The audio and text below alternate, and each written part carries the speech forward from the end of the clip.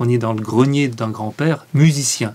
Donc il y a plein d'instruments qu'il a bricolé lui-même des fois. Oui, oui, et puis même, tu as rajouté des toiles d'araignée.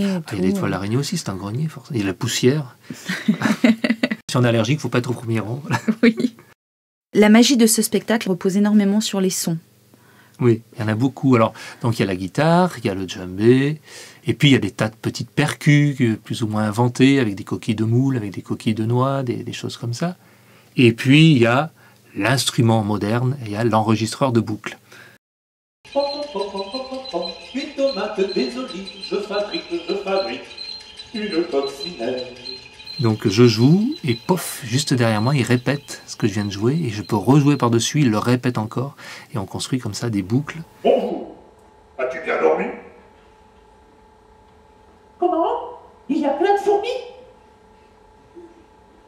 Oui, parce que ma mamie est un peu sourde. Mais c'est pas grave, mon grand-père aussi était sourd.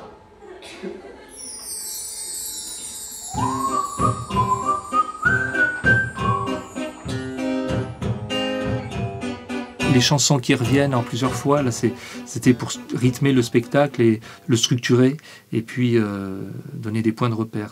On a plaisir à retrouver quelque chose qu'on a déjà entendu. Donc la chanson des Zinzins Pères, elle est découpée en 3 ou 4 passages je crois. Mais ça se justifie parce qu'on va dans le grenier, on en sort, et quand on revient, on retrouve les Zinzins Pères et on retrouve donc leur chanson. Et chaque fois, donc, je reconstruis une boucle qui est un petit peu différente et je chante par-dessus. Voilà.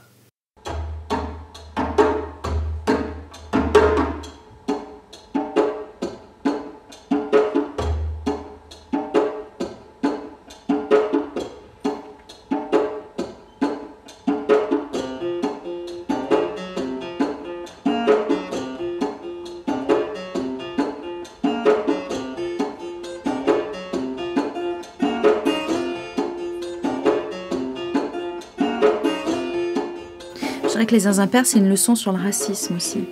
Les Zinzins Pères, ils sont différents d'abord, ils sont avant tout différents.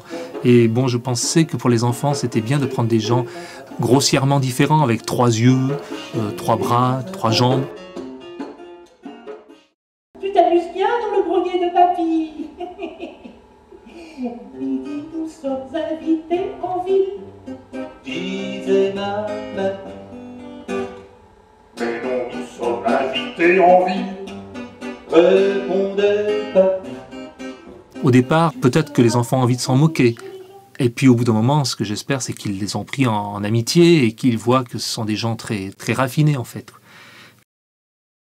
Chez les gens qui n'aiment pas les enfants, il y a des tapis en velours sur les moquettes en tissu qui font des taches pleines de boue chaque fois qu'on y marche dessus. Parce que ce sont des gens hyper écolos, ils font 0 déchet, parce qu'ils ne mangent que des chailloux. Bon, les chailloux, c'est comme des cailloux, c'est plus mou, on les digère mieux. Et puis c'est un peuple sans hiérarchie, sans règles, parce que c'est un peuple de gens tous raisonnables. C'est un peuple de gens raisonnables. Donc ils savent tout ce qu'ils ont à faire, ils le font sans rouspéter. On fait de l'interculturel, c'est-à-dire qu'en voyant la culture des Zinzins Pères, ça nous fait voir les spécificités de la nôtre. Voilà. Ouais, tout à fait. C'était le but. Puis il y a le moment aussi où tu deviens toi-même un Zinzin Père. J'ai hésité à le faire au début, je voulais juste que ce soit les mots, l'imaginaire qui crée ces Zinzins Pères. Et je me suis aperçu quand même que de montrer un Zinzin Père, de devenir un Zinzin Père, c'est-à-dire de m'ajouter un bras, une jambe, un œil, c'était pour les enfants quelque chose de très, très fort. Quelque chose qu'ils regardent avec attention, qui me rend bizarre et c'est important. C'est une expérience que le spectacle leur permet de vivre qui est importante. Vraiment, ça les arrête et ça les intéresse beaucoup de voir ça. Comme on regarde les monstres quoi, de foire. Voilà, je deviens un monstre de foire. Mais c'est important. derrière le vin, loin derrière la mer, on peut rencontrer des gens extraordinaires. Des gens qui n'ont que 2 yeux et 2 oreilles. Moi, j'aime bien aussi dans le spectacle comment il y a abordé le thème de la mort. Ah oui, il y a ça. Alors, il y en a des choses en spectacle. Mon Dieu. Alors, le thème de la mort, je trouve qu'il est abordé d'une façon très intelligente. La façon dont le petit garçon utilise l'histoire des zinzins pères, c'est un petit peu, par analogie, ça ressemble à la naissance des religions. C'est-à-dire que pour affronter la mort, les êtres humains ont eu besoin de religion. Et là, le petit garçon, il a besoin de cette histoire de zinzin père, qui est un autre monde aussi, voilà.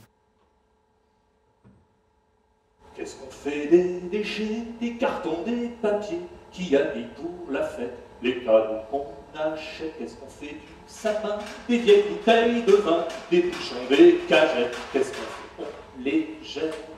On les jette à la poubelle, à la poubelle, à la poubelle. On les jette à la poubelle, à la poubelle. Oui, mais, qu'est-ce qu'on fait de la poubelle? Il y a un rapport aussi avec la transmission qui est très sympa. Le petit-fils qui s'approprie le vécu du grand-père. Papy chante la chanson qu'il chantait au papa, et après il demande à son petit-fils de chanter ça à ses enfants, puis à ses petits-enfants. Donc c'est une histoire de transmission aussi. Les pieds plantés dans nos déchets, les pieds plantés dans nos déchets, les pieds plantés. Oui, mais, si on faisait moins de déchets, moins de papier à jeter, moins de camions à vider, aux décharges débordées. Si on faisait moins de déchets, moins de papier à jeter, moins de camions à vider, la terre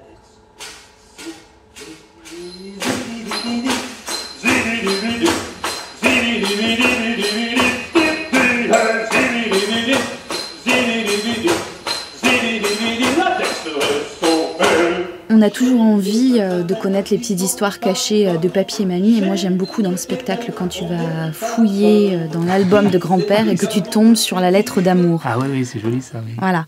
Quand le ciel est gris, je me déguise en papy.